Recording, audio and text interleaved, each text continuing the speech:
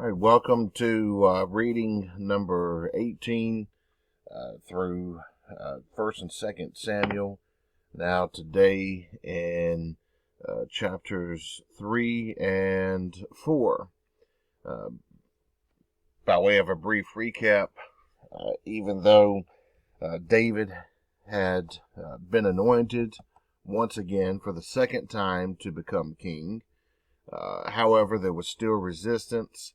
There was a son of Saul that people who had worked for Saul, including Abner, were backing, trying to fight on his behalf.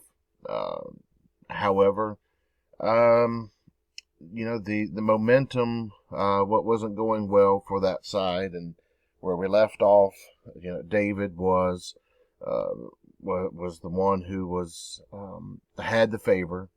He's the one who had the success. And so now we are in chapter number 4 today, and chapter number 5. Ishbosheth is afraid. When the momentum is going against you, it went against his father, went against his brothers, and now it's going against him. You realize there's a pattern. It's not good. And his concern that's mentioned in verse 1 is going to be something of an omen. Why? He's going to be in this place, in his safe house, but yet it's not going to be very safe. He's going to be in his bed, a place where you're supposed to feel comfortable and secure, and he's not going to have comfort or security there, because some people are going to go into the house under false pretense, and they're going to assassinate him in his own bed. They are going to feel like they are heroes for doing so, that they've ended something of a civil war. They've ended a broader bloodshed that was inevitable to happen. And of course, they take his head and they're going to bring it to David, thinking that they are going to find favor with David. Well, you have to remember, it was not very long ago that a similar occurrence happened. And the Amalekite came to David and said, "By the way, Saul and his sons are dead, and you know how I know? Saul asked me to help him kill himself, and so I stabbed him with the sword." David said, "You did what?" And you took the life of a king, of the one who God had anointed, and David killed the Amalekite. And so that has to be running through your mind as you're reading this, where they come to David with the head of Ishbosheth, thinking they have done something significant. Well, David remembers what he did last time, and he's going to remind them of what he did last time. There is sometimes when reading the Old Testament, we wonder, based on reading it from our culture, how do they derive their sense of honor and dignity? Well, they had a very strong sense of honor. And one thing that they didn't do, you're taking a man's life when he is sleeping. That's not the honorable way to kill a man. Remember, David he spared Saul when Saul was vulnerable. Even though, it wouldn't have been perhaps the most dishonorable thing, because 2 times his men were encouraging him, "This is your chance." But, you've got to, when you're dealing with David and you're killing anybody, that's in his way, you've got to be careful the way that it is done.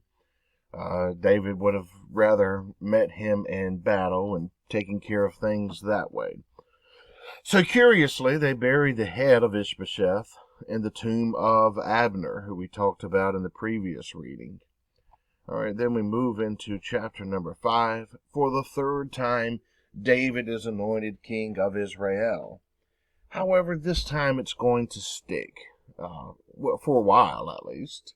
Now it's a coronation. that's supported by a widespread population, not just certain sects of the population. And so he's 30 years old now. He's going to reign for 40 years. And so everything that we've been seeing from David since the introduction of his character till now has covered a period of maybe 15 years, maybe an ounce longer than that. Maybe he was 12 years old at the time he was introduced, but I don't think he was significantly older than that. He's going to reign for 40 years, but as far as reading 2 Samuel, the next 40 are going to go much quicker. Now, every kind of people in society need their great stories about their great cities. And, the Hebrews were no less. Jerusalem became known as their great city.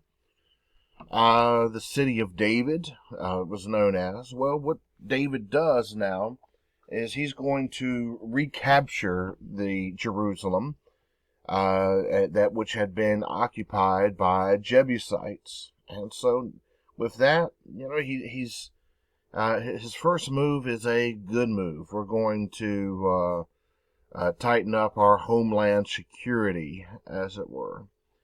And, David in verse 12, interesting, he realizes that God has established him as king for the sake of his people Israel.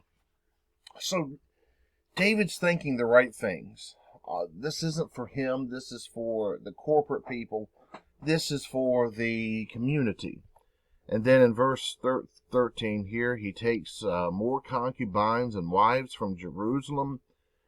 And he's going to have even more sons and daughters. You've heard me mention before, at least most everyone who's in my regular audience, how intentional it was to have as many children as possible. And in the same way as it was seen as shameful in that society to not have children or to have very few children, it was seen as honorable to have many children. And so he's getting down with multiple women, and he's having multiple children. This is to speak toward his honor here, rather than his sexual ethic. That's the point of all of this at this point. And so now he has shown that he's good at domestic policy. So how's his foreign policy going to be? Because after all, there's the Philistines.